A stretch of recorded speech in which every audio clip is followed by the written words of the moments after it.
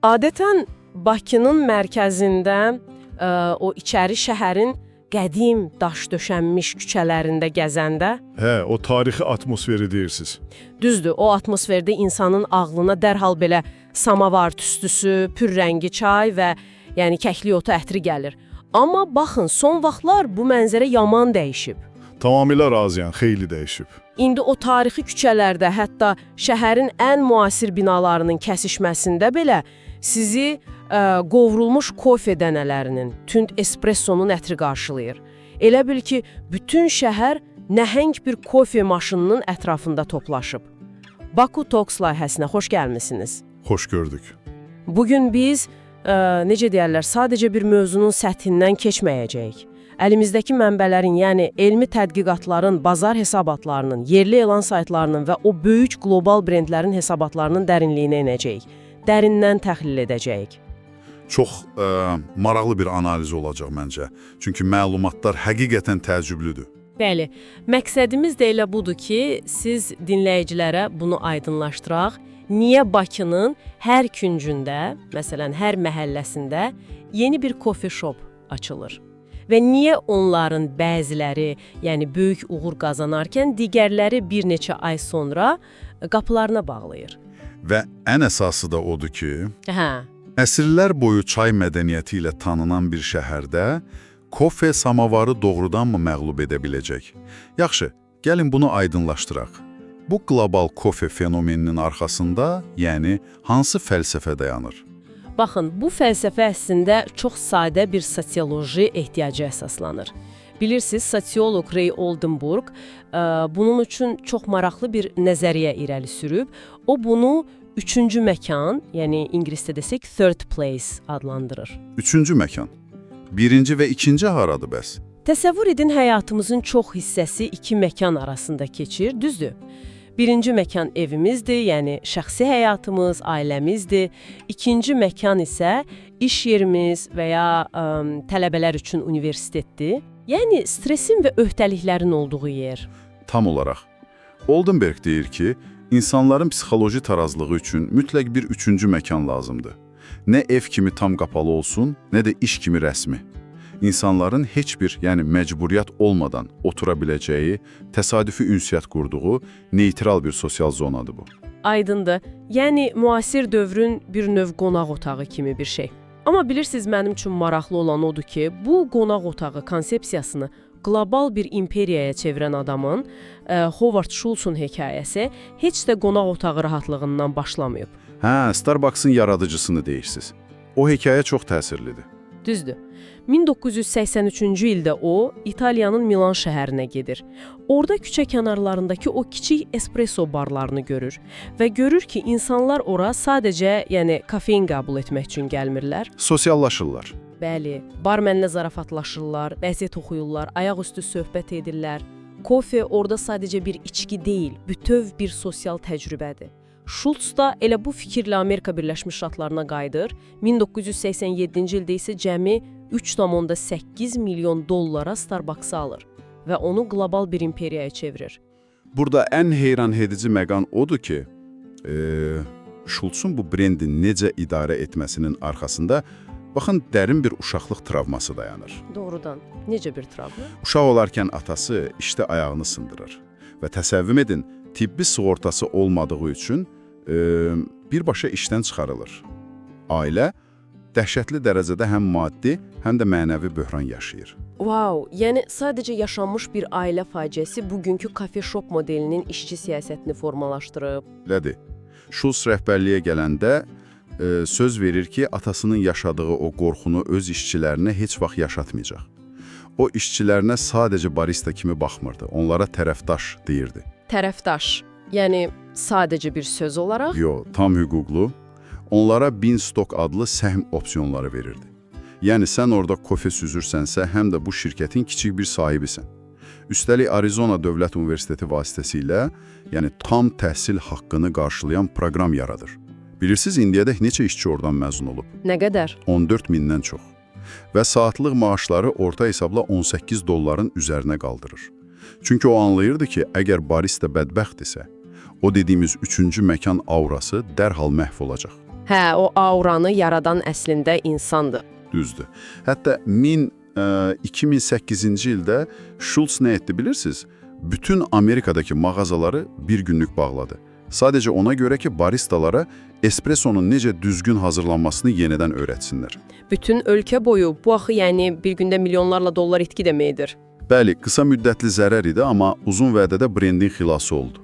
Keyfiyyəti bərpa etdi. Yəni kofe əslində sadəcə bir içki deyil də bir növ sosial valyutadır. Sənin o əlindəki stikan sənin seçdiyin həyat tərzini, dəyərlərini göstərir. Yaxşı, əgər kofe shoplar bizim bu yeni qonaq otağımızdısa, bəs bu model ənənəvi çayxanaların, yəni Nərdin, çayın hökmranlıq etdiyi Bakı kimi bir şəhərə necə uyğunlaşdı? Baxın, bu çox gözəl sualdır. Çünki rəqəmlər həqiqətən partlayışdan xəbər verir. İqtisadiyyat Nazirliyinin məlumatlarına baxırdım, qeyri-neft sektoru 6,2% böyüyüb. Xidmət sektoru isə ümumi daxili məhsulun 39,1%-ni təşkil edir. Və bilirsiniz, ən maraqlısı nədir? Nədir? Hazırda ölkədə 478 kofe shop var və bunun 314-ü məhz elə Bakıdadır. Bazarın isə 2029-cu ilə qədər 31,67 milyon dollara çatacağı gözlənilir. İllik böyümə tempi isə yəni 4,35% olacaq. Sual yaranır. Niyə məhz indi? Bunun arxasında 4 əsas faktor var. Yəni eyni anda baş verən dəyişikliklər. Birincisi elə din və o üçüncü məkana ehtiyacıdır. Biz dünyəvi, lakin əsasən müsəlman bir cəmiyyətik, düzdür? Bəli, əlbəttə. Qərbdəki kimi gənclərin axşamlar toplaşdığı böyük bar və ya pub mədəniyyəti bizdə məhduddur. Bəs bu gənclər axşam sosiallaşmaq üçün hara getməlidirlər? Kofe shoplar məhz bu gecə həyatı və ünsiyyət boşluğunu doldurdu. Hə, yəni restoran çox rəsmidir, parkda, məsələn, qışda soyuq olur. Aydındır, bəs ikinci faktor nədir? Aşağı hüquqi bariyerlər. Avropadan fərqli olaraq bizdə çox az bürokratik əngəl var. Kofe shop açmaq üçün elə də xüsusi qida və ya yəni spirtli içki lisenziyasına ehtiyacınız yoxdur. Yəni voyena aç, yeri tap, işə başla. Tamamilə düzdür. Üçüncü faktor isə Instagram effektidir. Statistikaya görə istehlakçıların 46,6%-i 18 ilə 25 yaş arasındadır və 64,4%-i qadınlardır. Kofe artıq estetik bir həyat tərzi simvoludur. Hə, yəni o kofeni heç içməsələr, belə o stəkanla şəkil çəkdirmək mütləqdir. Dördüncü faktor nə qaldı bəs? Gənc peşəkarların artımı. Freelancerlər və tələbələr üçün kofe shop artıq sadəcə istirahət yeri yox, bir iş məkanıdır. Sürətli internet, rahat stul və fon musiqisi. Baxın, məsələnin ən maraqlı yeri də elə budur mənim üçün. Belə qulaq asanda düşünürsən ki, aydındır da, hər şey mükəmməldir. Tələbat var, prosedur asandır, amma mən Lalafaz və ya Tez Bazaraz kimi saytlara girəndə tamam başqa mənzərə görürəm. Satılan kafeləri deyirsiniz. Bəli. Düşünürsən ki, bu qədər gəlirli sahədirsə, niyə elan saytlarında 7.000, 13.000, hətta 65.000 manata hazır kafe biznesləri satılır? Bu qədər asandırsa, yəni niyə hamı qazanmır? Niyə bağlayıb qaçırlar? Çünki bu böyük bir çoxalma paradoksudur. Sizin gördüyünüz o mənzərə uğursuzluğun anatomiyasıdır. Qlobal statistika bizə göstərir ki, müstəqil kafelerin təxminən 60%-i, baxın, ilk ilindəcə qapılarını bağlayır. Və Bakıda da vəziyyət farklı deyil. 60%.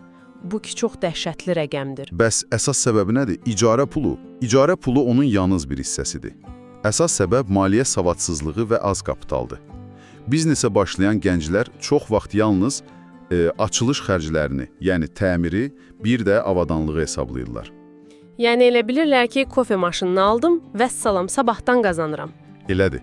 Halbuki o kofe aparatının özü belə ucuz deyil. Məsələn, mənbələrdə Jofericanın məlumatlarına baxırıq, yalnız bir dənə Nuova Simonelli Appia aparatının qiyməti 8500 manatdır. Wow, sadəcə bir aparat. Bəs qalan şeylər? O hələ heç nədir. Əksər sahibkarlar ən vacib şeyi 9-12 aylıq sağ qalma ehtiyatını unudurlar. İqtisadiyyatda buna runway deyilir. Kafenin tutunması üçün kənarda ən azı 25 minlə 100 min dollar arası ehtiyat pulu olmalıdır. Aydındır, çünki Bakının mərkəzində o icarə haqqı, məsələn, 3500-dən 10.000 manat arasında dəyişir. Sən aylarla ziyana işləyəndə gəlir marjası o icarəni çıxara bilmir. Düzdür. Və bir də bazarın doyması məsələsi var. Eyni küçədə, yəni 10 dənə kafe olanda sən yeni müştəri yaratmırsan. Sadəcə qonşunun müştərisini çəkməyə çalışırsan. Bu da xərcləri daha da artırır. Yaxşı, əgər müstəqil kafelər bu qədər əziyyət çəkirsə, o zaman bu böyük qlobal şəbəkələr, məsələn, Starbucks, Bakıda necə bu qədər möhkəmlənə bilib? Niyə onlar batmır? Baxın, buna franchising xəndəyi və ya franchise mode deyirlər. Onların uğur sirri sadəcə kafenin dadında deyil, arxalarındakı o güclü konglomerat dəstəyindədir. Necə yəni? Hansı dəstəkdən danışırıq? Məsələn, Starbucks üçün Alshaya Group və Pasha Holding sinergiyası var. Bu cür dəstək onlara Port Baku kimi premium alış-veriş mərkəzlərində əlaqələr və mükəmməl yerlər verir. Adi bir müstəqil kafe orada yer götürə bilməz axı. Düzdür, heç yaxın buraxmazlar. Və bir də onların texnoloji sistemi, yəni təkrar olunanlığı var. Onlar POS sistemlərindən sadəcə kassa kimi, yəni pul saymaq üçün istifadə etmirlər. Bu sistemlər müştəri loyallığını artıran böyük bir məlumat toplama alətidir. Sizin hansı gün, saat neçədə nə içdiyinizi bilirlər. Yəni, mənim sifariş vərdişlərimi analiz edirlər. Çox maraqlıdır. Lakin gəlin reallığa baxaq, yəni hər kəs qlobal zəncirləri seçmir. Mənbələrdə çox gözəl yerli uğur hekayələri də var axı. Məsələn, Nizami küçəsindəki o United Coffee Beans sırf yerli qovurmadır və orada həmişə o freelancerləri notebookla işləyən görürəm. Hə, onlar öz nişlərini çox yaxşı tapıblar. Sırf işləmək üçün kafelər konsepti. Və ya Sensum Coffee. Adamlar Xüsusi Kofe Assosiasiyasının, yəni SCA standartlarına uyğun akademiya və showroom açıblar. Kap-kap var məsələn, hamı deyir ki, şəhərdəki ən yaxşı krassanlar onlardadır. Hətta qlobal şəbəkə olmasına baxmayaraq, Gloria Jeans gecə yarısına qədər açıq qalaraq, sanki yəni yerləşib. Bəli, bu kafelerin hər birinin özünə məxsus bir cəlbediciliyi var.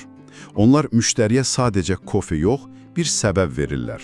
Beləliklə, bütün bunlar əslində bizim üçün nə deməkdir? İqtisadiyyata faydası böyükdür. Yəni, gənclər üçün yeni iş yerləri yaranır, peşəkar baristalar yetişir. Amma o biri tərəfdən baxanda, kofe dənəsi bizdə yetişmir axı. Biz bunu xaricdən valyutayla alırıq. Bu isə struktur ticarət asıllığı yaradır, elə deyil? Elədir. Əgər bunu, necə deyərlər, daha böyük mənzərə ilə əlaqələndirsək, biz əslində mədəni bir toqquşmanın da şahidi oluruq. Kofe ilə çayın sosioloji müqayisəsi. Samavara qarşı espresso, sizin fikrinizcə kofe çayı doğrudan da sıxışdırıb çıxarır? Qətiyyən yox. Çünki çay, xüsusən də o bizim Lənkəran çayı, Azərbaycanda sadəcə bir içki deyil. O, qonaqpərvərlik və ünsiyyət rəmzidir. Rəqəmlərə baxaq, bizdə adam başına 2,5, hətta 3 kiloqram çay istehlakı var. İldə. Bu ki, çox nəhəng bir rəqəmdir. Bəli, və əslində gənclər səhərlər dinamik olmaq üçün kofe içirlər, amma axşamlar evə gələndə ailə ilə oturub çay içirlər. Yəni, bu iki içki bir-birini əvəz etmir, onlar paralel, hibrid formada mövcuddur. Doğrudan da elədir.